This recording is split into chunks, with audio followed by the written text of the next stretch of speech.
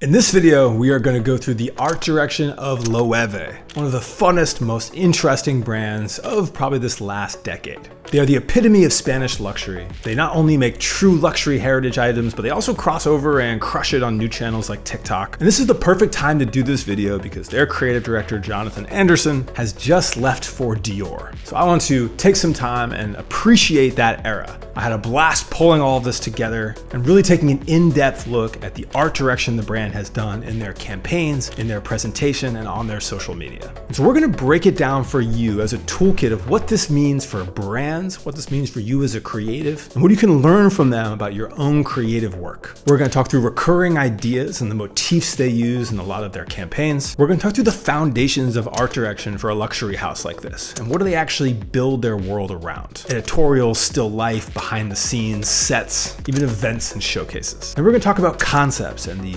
visual concepts that really help define their brand and make all these mismatch of things feel distinctly Loewe. And then I'm actually gonna walk through their social media, their TikTok in particular, and just break down some of the content and tactics that have been so effective for them to stand out in the new world. I am super excited for this one. This is by far the funnest of the art direction videos that I've done after Stussy and Rick and all these others. Excited for y'all to come on the ride.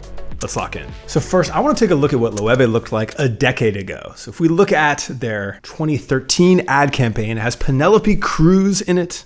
They're showcasing the Amazona bag. But literally the call out for this campaign is that they used a wide angle lens for it. That's how far the creative and campaigns have come from this era and this look and feel to the fun and playfulness of the full realization of the Jonathan Anderson era. And one thing I love and appreciate about brands like this is they've actually published so much of their work over time. So in 2017, they published 2 books just on their past, present, and future, showcasing their campaigns, their creative process, what they're thinking, presenting their images and what they do as art. And this documentation is something I feel is important and everyone should think about as their brand and their creative. If you are making amazing, interesting art, then actually showing that and displaying it as such and releasing it as such, documenting it is a big part of that process. I ordered something from House of Errors the other week and I got like a book about House of Errors in the box. Like they're actually making sure that people know the work that they're putting into their creative and they're publishing it in that way. Let's start off by talking about the recurring motifs. So every brand visually, when you're making campaigns, it's good to have a visual toolkit that you can refer back to kind of time and time again that has recurring things that come up inside the imagery. So for Loewe, this is placement within nature. You will see that so little of their campaigns happen in anything modern. It happens a lot outside. You see greenery, you see the landscape, you see people participating in something in the world, rarely indoors. And this might seem subtle, but it's an important part of the brand. It would be completely different than if you always saw someone in an environment, or if they're always in a brutalist, postmodern environment. Always near buildings, always with technology. That choice to embrace nature is a visual choice that, when it's a through line over enough time, really begins to define a brand. And the second one, and perhaps what they are most known for to casual observers in today's era, is the use of fruit and vegetables within their campaigns. Mostly fruit. We'll argue over whether tomato is a fruit in a separate video. It does have seeds, but they are leaning into this in the form of their products and in the direction of everything around them. From the packaging, this iconic Loewe tomato that you'll now see is on their bags, is in their website, is on their social media. They're turning big balloons and turkey into this. They are taking this idea of this real world natural item of fruit and applying it across the expanse of what they do. And I feel like identifying those objects that can stand for your brand is really interesting and important. And so they've taken motifs like this and they've applied it to still life. We'll talk about this in the foundation section of this video in a second, but they do lots of campaigns that basically just feature their products intermixed with fruit. But then they've also taken that into editorial. So in this campaign I'm showing right here, one of their more kind of prolific ones, there's no product shown inside these. It is purely the models of this campaign, this Loewe kind of look with fruit in their mouths. And that is representative of the campaign and collection that they were doing for the time without any product shown. And with that, with this still life, comes this idea of product as sculpture. That when they're presenting it, you're presenting as if you present an art object, as if it is something that is about to be painted. This is an art direction choice that they're choosing in terms of how they show their product when they do show it. And you will rarely see anything that comes from the brand that is presented in any kind of normal light angle or circumstance. It is always presented as if it is a solo art object or as if it is a still life in context of art being documented or created. And so of those three, the nature, the fruit, is the product is sculpture, the first three pillars. The next two are a bit of a departure. The next one is craft, and something this is every luxury brand should have, but this dedication to what makes this product unique, why does it take so much time, why is it so expensive, is something that they relentlessly put inside of their marketing and inside of their campaigns. There's a lot of times a showcase of where something is made, the texture of it, and then also all of these unique processes to actually create some of these more complicated things. Is a through line that they've leaned into, I think, as much as any luxury brand, and especially on their YouTube, which we'll get to in a minute, have really put together an expansive behind the scenes on. And then the last pillar is their location, this highlight of Spain in particular. They've leaned into being a Spanish luxury house by constantly having Spain as a focal point of what they are doing, whether it's recording content there, events there, this yearly release that they have that's all around Ibiza. They've taken this combination and built that into something uniquely them. So what can we learn from this as creatives or people with our own brands is to have these through lines. I would say make the decision of where you're shooting. Can you build a through line for that? The way that they do with nature, the way they say almost everything they're doing is outside or has greenery in it. What is your decision choice? Are you always inside, always outside, always showing people in a lived in environment, multiple people? What are those decisions you can make to stand out? And same thing with your recurring motifs, the way that they have fruit inside of so many of their shoots. Can you always have cars? That was a through line with a lot of the Stussy work I covered before. Tools, animals, like what are those recurring things that you can have as a through line that over time people begin to automatically associate your brand with wired-haired dachshunds or whatever, the way that Loewe is associated with the tomato. Then that conversation of how do you shoot your product? They're always presenting their product as sculpture, as still life. Do you have a unique way that you can put it there? But you're never showing it on the white background, it's always on concrete, or it's always a certain type of lens, or you include a macro shot next to the main shot. Is there something you can do to make it stand out? And then if you do have craft to highlight, how do you do it? I think this is a good point in time to talk through some of these craft videos on their YouTube, because they basically do a making video in Spain for the majority of their more popular products. They're showing how they are made. They're walking through the design. They're showing inside the factory. They're having one of the designers inside this place actually walk through the patterns. They're showing this to a level of detail that honestly a lot of these luxury brands rarely show. And they'll do this making of video for those. And you'll see they have episode after episode, from the hammock bag to the puzzle wallet. They're laying out every one of the tools that's being used to create it, every piece of leather from the pattern, and they're showing that process. And then right next to that, they're leaning into the craft of some actual process. So this entire video is about the ancient craft of kama, which is a Japanese craft of iron tea kettles. So they are basically just saying, hey, we appreciate the craftsmanship of these things so much that we want to document it as part of our marketing and content strategy to associate our brand with people who take their craft incredibly seriously.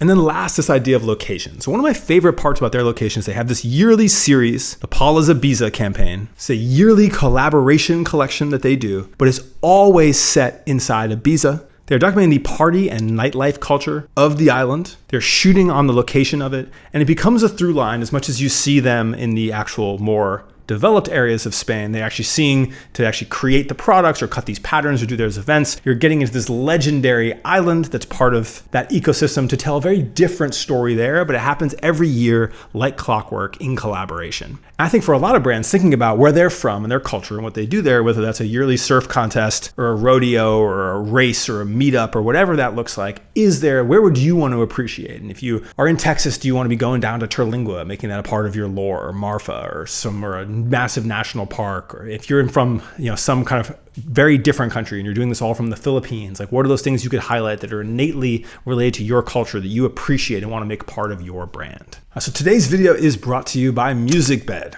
They are an amazing resource for unlimited licensing for music for your creations as a creator or for your brand if you are creating campaigns and content around them. One of my favorite things about MusicBed is the ability they have within their interface to actually search and select. You can search by genre like you see here. They have it broken out by mood, attributes if you want to get Latin, Korean, industrial, grungy. You can find specific instruments. You can go advanced and look by key, BPM for speed, and you can cut directly into lyrical versus instrumental immediately within any of these categories. So it is a very easy to build a library of things to go through to find the perfect song for you. And to tie this into what we've been talking about here with Loewe, like music direction is the way I think most people need to be thinking critically about the content and campaigns they create. So what do I mean by that? I mean, think about like from a psychology perspective, what is the music you are doing trying to achieve? So a few quick notes there, like thinking a lot about speed. Do you want to create space with the music you have so people can take in what the content is saying? Or do you want to, with something slower, or do you want to build up the speed and the pace to make people go along with it? And even things like minor and major keys, like how can that define a brand? We often think about genre to easily define a brand, but take that down lower. Like major keys can be uplifting and like really build some mood, but can get kind of cheesy fast. Minor keys can really evoke emotion. I think thinking about the music direction of projects is really useful. And one other tip I have, one reason I really like browsing MusicBed like this, is I click through songs, I immediately click to the bridge. Because what I found with like 90% of 15-second ads, 30-second ads, is the part that I want, I'm gonna find here in this transition between when they calm it down to when then they bring back into whatever drop they have, is often gonna be that emotional moment that's gonna work best in your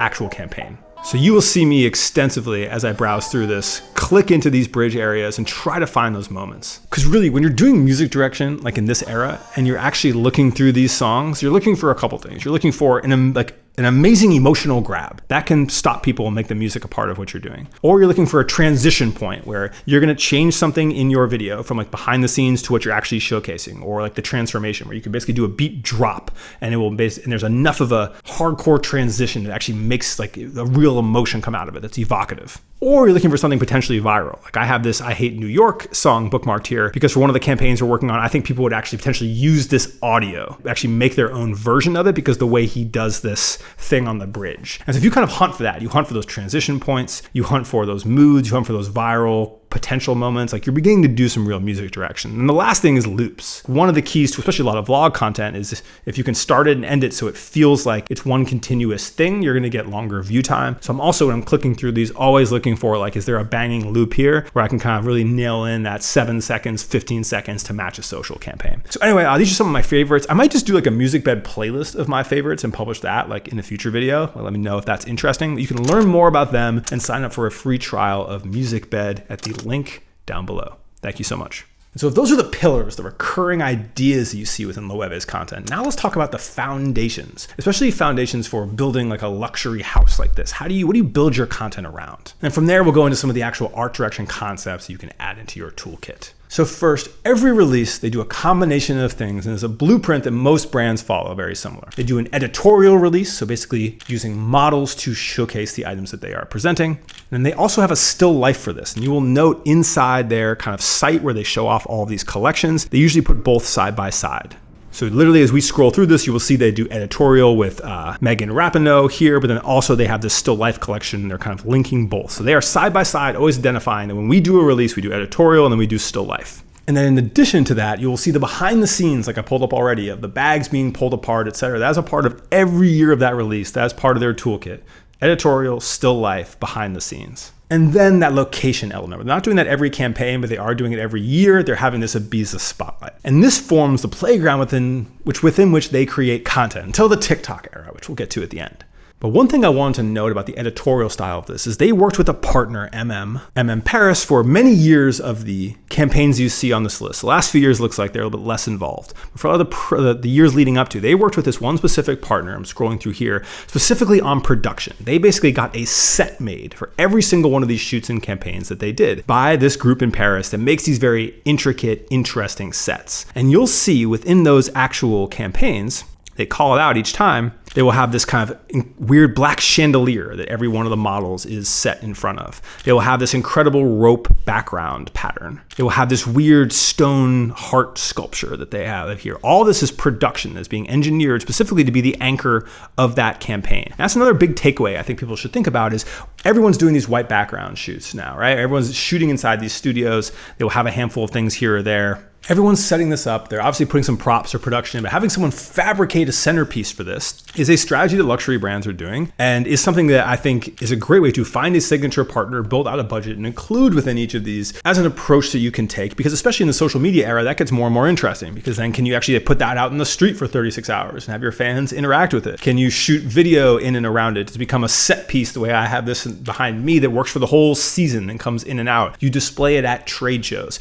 Bringing those things into the real world, sending it to an influencer's house, whatever it looks like, is kind of a way you can extend that campaign beyond the photo shoot. But I want you to think about from your brand's perspective, what are you doing for editorial? What are you doing for still life? Are you using any set for it? Are you using, and if so, what do you do with it to extend beyond that? Are you doing any behind the scenes? And then are you involving any kind of recurring locations or going back to it within that? That will help you take some inspiration from what Loewe has put together. But now let's actually go to visual concepts. Probably the most interesting part of the art direction toolkit is less all of these kind of foundations and the more tactical stuff I outlaid, but like, what are the ideas? What's interesting? So they have a combination of 4 things that I've identified and appreciated about that toolkit. You may look at it slightly differently. I will never pretend in any of these videos to be the end-all resource on Rick or Loewe or any of this. I am just an appreciator and just trying to break it down in ways I feel people can learn from. So I know someone deep in the lore may look at this differently. Let's look at surrealism and displacement as the first one. Basically unexpected object pairings, odd compositions, like dreamlike elements. It's just a constant recurring thing inside of everything we saw, but it's rooted in realism, right? Even those last few fabrication pieces we looked at, where it's like these massive coils of rope, it feels familiar, it feels real, it's just somehow displaced, oversized, put out there in a way that we never expected. But it's doing this rooted in reality versus someone like Jacques Mousse, who's rooted in an inherent playfulness and almost goofiness in how that's put together, something that feels very much more French versus this feels Spanish. I apologize to all my Euros, but I'm not afraid of you.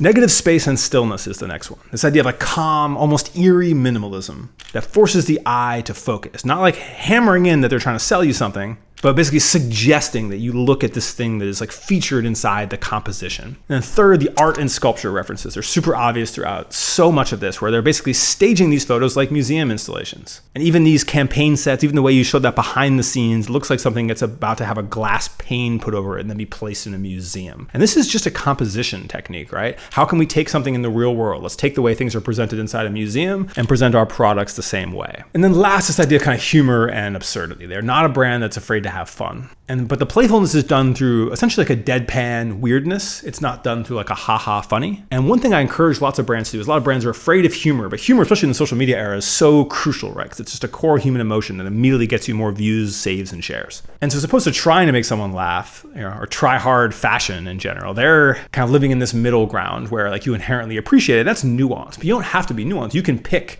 your ability to say, hey, our brand, actually, it's more at our behest to kind of do some dad jokes, or to have this really elevated level of humor, or to be tasteful about it, or for it to be more like slapstick. So it's just more visceral when it goes about it. Think about those approaches and like how that could work within your creative toolkit, whether that's campaign by campaign, brand by brand, or for you.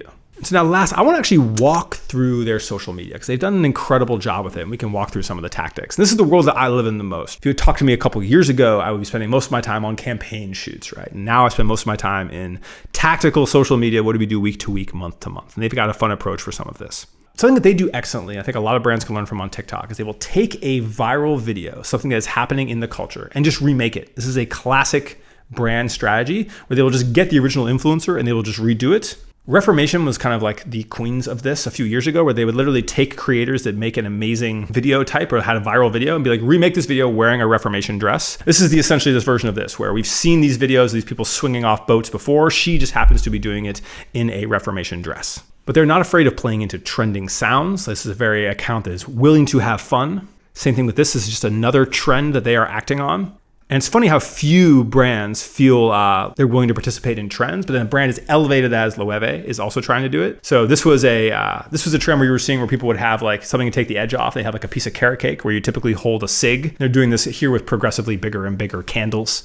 And there's just something to playing into those trends and letting some of the absurdism of your product go into it. But as you watch us scrolling through this, they're doing all types of content. There's no limitation to what the content looks like. You don't know what to expect. And that is a strategy in itself. But they're doing a lot of it by engaging influencers, having them on their own accounts, like she's opening a blind box. They're hosting stuff with influencers inside of their actual events. You do not know what you're going to see. This is all right next to like a process video of something being made. You do not know what you're going to expect from the Loewe account. I think that is a good thing for the majority of luxury brands to be willing to put all these kind of concepts out there. This is them inflating their giant tomato balloon and showing the behind the scenes. And again, this is in a TikTok format. That is the default TikTok font. This was shot on an iPhone. This is not a high production, quote unquote, luxury video. It is conceptual, and it shifts into it with some of the footage they have at the end. Another one with a collaboration with Oren, where they are literally doing a trend I say a lot of this to say that a lot of brands take TikTok way too seriously. You need to be unexpected. If you are doing something normal, you're doing something repetitive on there, if it does not work, if it's not putting out crushing views, you need to just focus on being more interesting and more exciting within that. And they've built this world where it does not matter at all. One of the things I really want to call out around this is the way that they've leveraged influencers. So what they've done for that is they've done like let influencers be good at what they are going to do and what they do already. So one of the things I want to call out is Adnan, who makes content very similar to what I make on TikTok, or used to make. I make less of it now, where he's kind of doing histories of fashion or luxury or telling some of those stories. He did these really good long form stories. And so he is telling Loewe's story on Loewe's account. This isn't even on his account. They were basically like, hey, come do what you do best, talk about us and do it on our account. And this is the kind of thing where you would so rarely see a green screen creator like inside like a luxury thing like this. But they said, hey, we're going to put people in what they're best at and we're going to do it in a way that works in our brand world. And I have a lot of innate respect for that. And I feel like a lot of brands who don't necessarily have a strategy, they don't know what they do, would be kind of wise to start with this. Say, hey, let's get 10, 15, 25 creators over the next few months and just put them in a position on our page to create something that is like what they do really well. And let's see if that works for the audience, if that carries over. And we can basically use their acumen to tell our story on our media without necessarily paying that full price for the post on theirs or doing both. So anyway, I know we covered a lot within this, but I really do feel like this is a useful toolkit for centering a brand. This is not some like off the wall toolkit. It's not some big streetwear toolkit you can only pull off if you're a fashion brand. This is really rooted in the basics of like amazing art direction, right? Having these recurring ideas, the way they have nature and fruit and their location and craft and product is sculpture, having these foundations of those repeatable things you do, the way that they're doing multiple campaigns a year with their still life and their editorial and making a set and also doing a yearly piece based around a place with a collaboration, having those recurring concepts, the way that they have that surrealism, displacement, negative space, art and sculpture, like humor and absurdity, having that world that's like defined that they can then build within and out, and then having fun and taking it to places unexpected in some of what they've done on social media. So anyway, if you liked this, I have plenty other ones on the same playlist in this series. We've done, as I mentioned, Rick Owens, we've done Rode, we've done Stussy. There are plenty more that are coming up that I have on the list. I'm gonna do some category ones coming up. I think I'm gonna do one on quiet wealth. I think I'm gonna do one on kind of modern streetwear. Still kind of prepping that. If you have any ideas, would love the comments below. But overall, I appreciate you so much for watching. Thank you.